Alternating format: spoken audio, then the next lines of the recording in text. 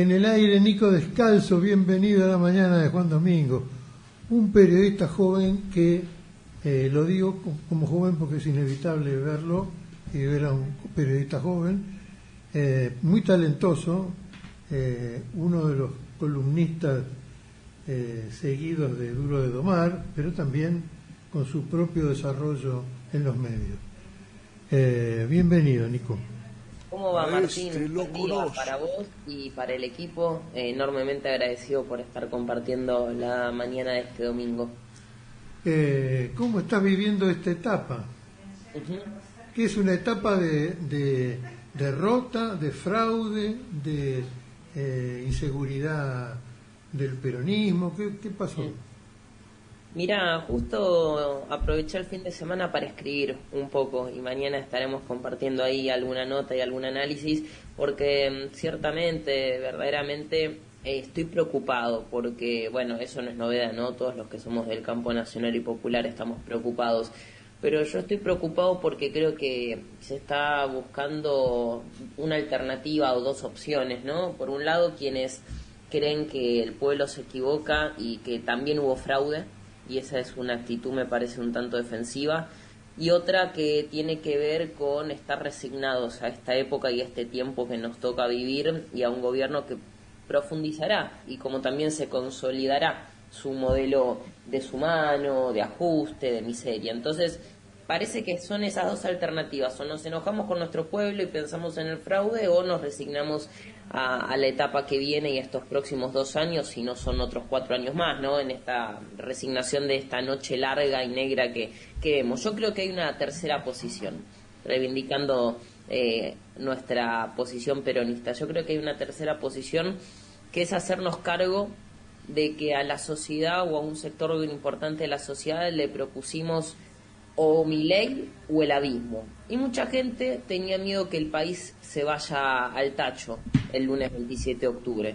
Entonces, ante esa situación, prefirió hacer valer el sacrificio sobrenatural que durante 1 año y medio un sector importante de esta sociedad, que en el 2023 votó a Milei y que ahora decidió reconfirmar ese voto, pero nuevamente, porque el peronismo no logró construir una alternativa. Yo soy muy crítico en este tiempo donde parece que nos echamos culpas entre compañeros, buscamos saber la peleita sectaria y chiquita y mediocre, o mismo también pensamos que el pueblo se equivoca.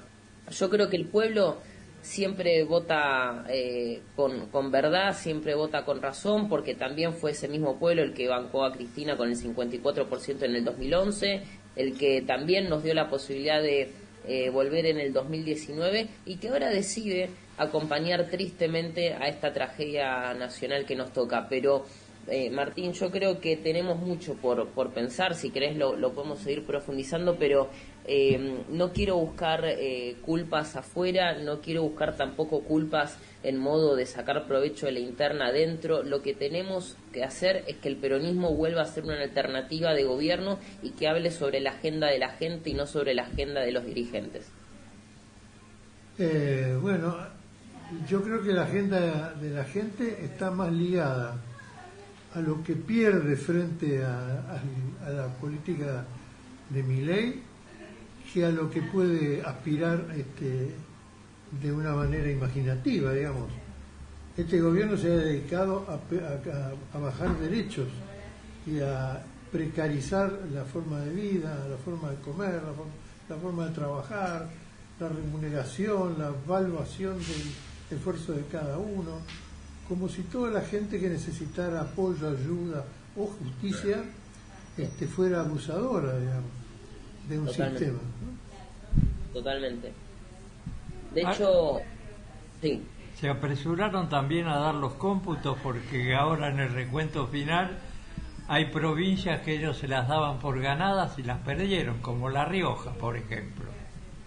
Lo que tengo de información es que La Rioja la teníamos ganada el mismo domingo. Lo que varió fueron nada, 0,0,5, cosas así. Me parece que sinceramente nos preocupamos mucho por el escrutinio. Digo, si hubiera existido el fraude, nuestras conducciones o los liderazgos del peronismo lo hubieran manifestado. Me parece que de hecho no cambió ninguna provincia con la información y el mapa que yo tengo. Por ejemplo, Río Negro teníamos ganada una categoría y otra la teníamos perdida. Una de la categoría era de diputados, otra era de senadores.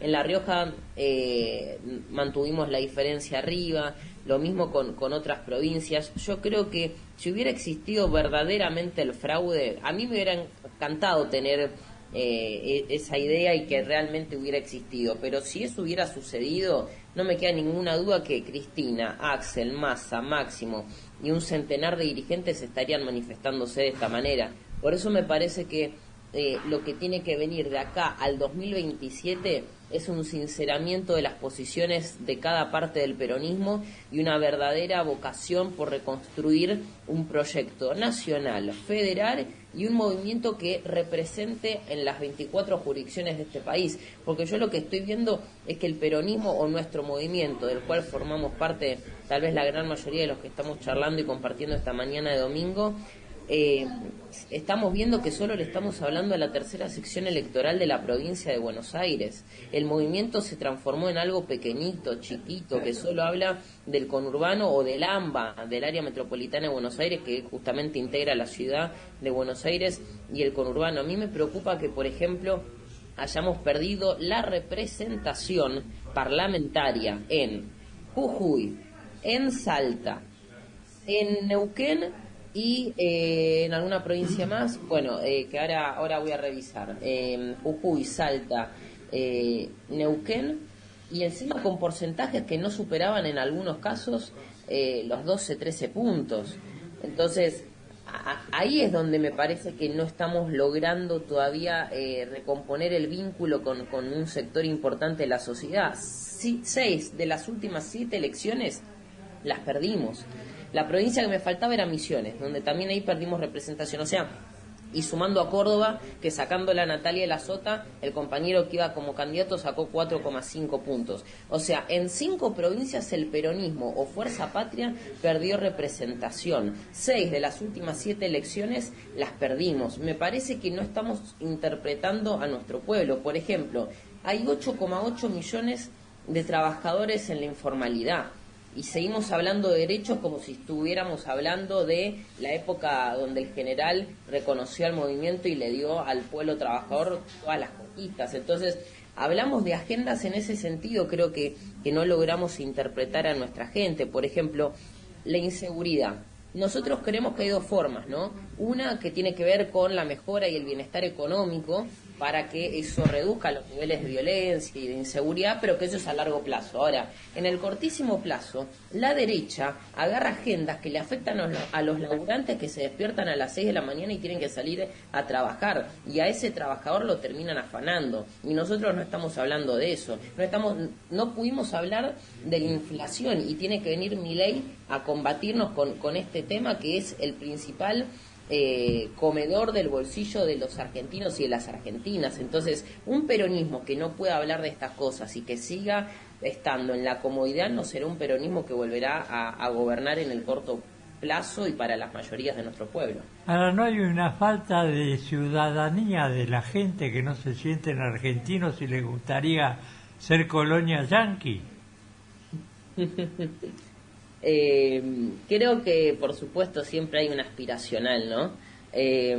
Pero me parece que nosotros a veces también, yo coincido con vos, que por ejemplo los actos de humillación y subordinación que estuvimos viendo en los últimos días y semanas, la verdad son dolorosos para una patria que le costó enormemente el sacrificio, el cuerpo y la sangre de argentinos y argentinas para ser una patria emancipada, soberana, independiente y justa. Pero sí lo que me pongo a pensar también es que seguimos buscando culpas. Yo creo que nosotros, para que los argentinos y las argentinas dejen de mirar en el norte y afuera esa cosa aspiracional, nuestro movimiento tiene que estar más cerca que nunca de la realidad cotidiana.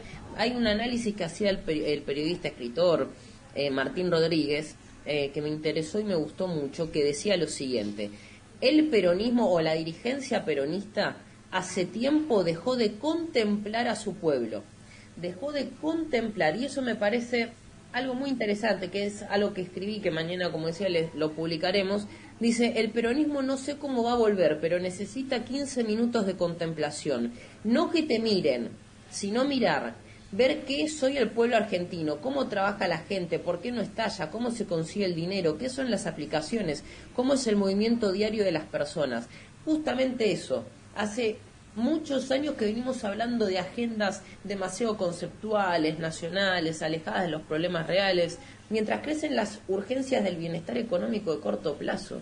Por eso la gente no piensa en vacaciones, no piensa en cómo aumentar su poder adquisitivo comprándose un auto o alguna pequeña propiedad, está pensando en el cortísimo plazo. Entonces, en ese escenario es donde me parece que nos tenemos que volver a ubicar un poco.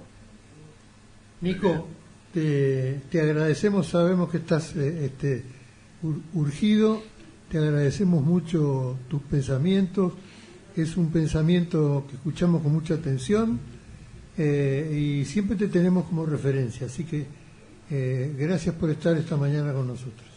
Te lo agradezco muchísimo, Martín, a vos, a tu equipo, a quienes están conectados y quienes están disfrutando también del programa. Se lo valora y se agradece mucho, y gracias por esta posibilidad y esta oportunidad. Un gustazo. Fuerte abrazo.